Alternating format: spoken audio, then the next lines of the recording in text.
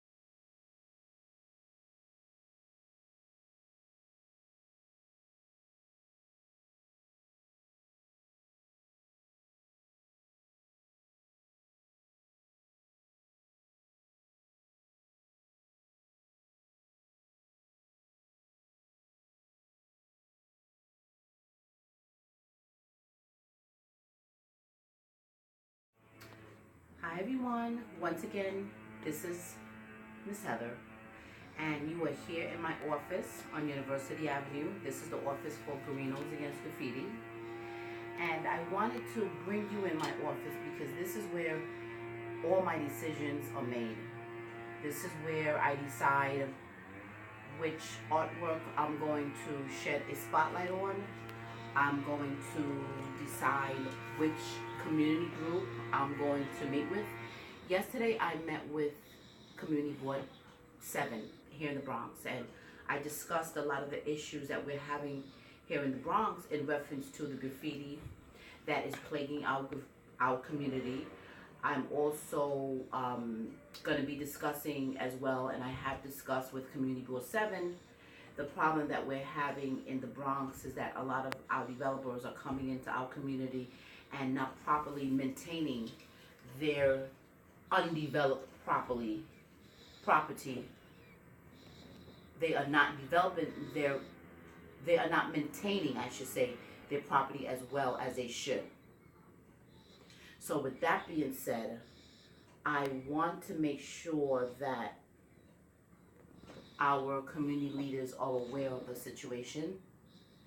And I had asked them yesterday at the Community Board 7 meeting on November 14, 2017, what is their responsibility? Now, they gave me a little summary, and I'm going to read that to you, not today, but I am going to read the summary that was given to me in reference to the responsibility that a community board has within the community.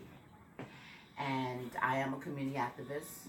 I am also a comedian, and I've also taken care of God's children as well. Now, there's one gentleman that I have to let you guys know about, and I absolutely adore him and I respect him. His name is Kenny Agosto, and he works with one of our elected officials here in the Bronx. And he celebrated his birthday last year, 2016, November 30th, actually. He has another birthday coming up, matter of fact, at the end of the month. So please remind me, everyone, to call Kenny and wish him a happy birthday. But I'm going to wish him a happy birthday now anyway. Kenny, wherever you are, I adore you. I respect you. You're one of our community leaders that I just admire. and you are a man of your word. Happy birthday to you. I wish you many, many, many more birthdays to come. And so with that being said, this gentleman here, his name is Guerino. He is actually the man that started it all. He would go out with a shopping cart full of paint and paintbrushes, and if he sees a mailbox that was tagged by graffiti, he'll take that green paint and he'll paint over it.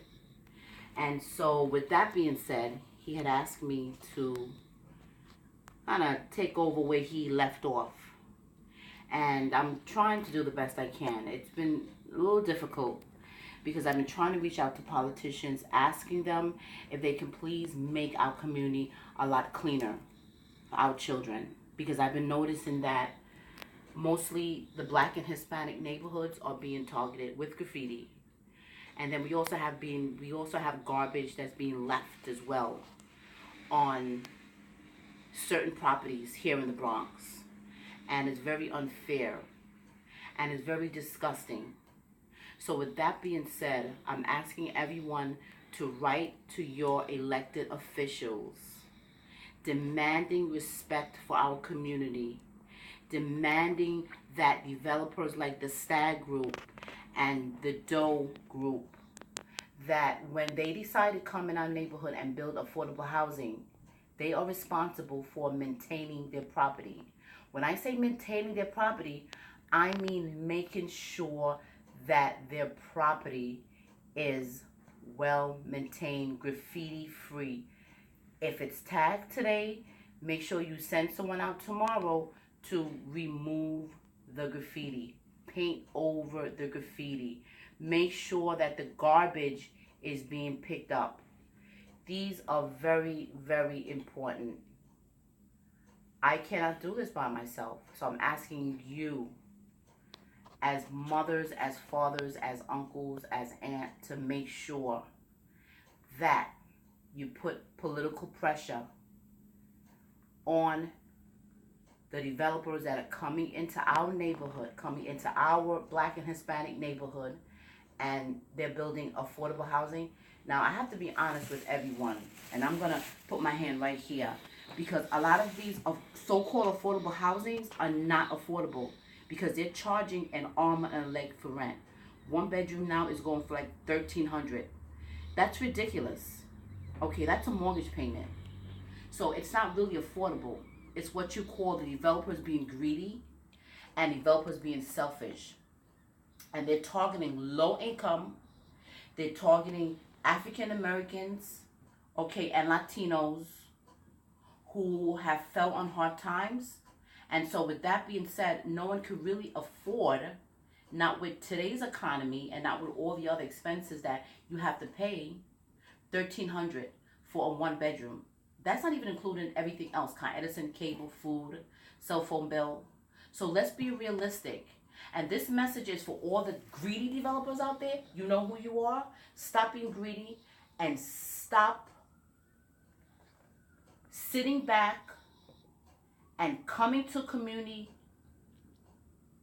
board meetings and selling us a bag of goods by telling us that you want to come into our neighborhoods and you want to build affordable housing, because you and I both know these apartments that are being built are not affordable. Then the other issue is there's a waiting list. You have to wait. It's like a lottery system. So basically, you put your name in a hat, they stir it up, they put their hand in the hat, they pull it out, and then they pick a name. Well, who are we going to pick today? Joey Rivera. Meanwhile, Joey Rivera will get that apartment, but then does he qualify? If he doesn't have all the qualifications to move into that apartment, then he just loses his slot on the line. You know, this is what's happening. And I'm also asking a lot of the entertainers out there, and you know who you are, you guys will go out and buy one necklace for $15,000, $16,000. It's not a lot of money to you because you can afford it. But a lot of entertainers came from the hood. They lived in the hood. And now because you're making money, you just totally forgot about where you came from. You don't give back to the community. You don't even try to advocate for the community. Advocate for the children, okay? Because I'm an advocate for kids, and I'm advocating for our children. And I feel that you have the ability, you have the money, you have the resources to do it. Do it.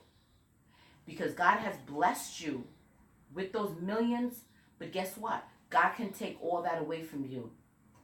So at the end of the day, when you get up every morning, you thank God for making that $1.5 million salary a year and buying that Porsche that you just bought.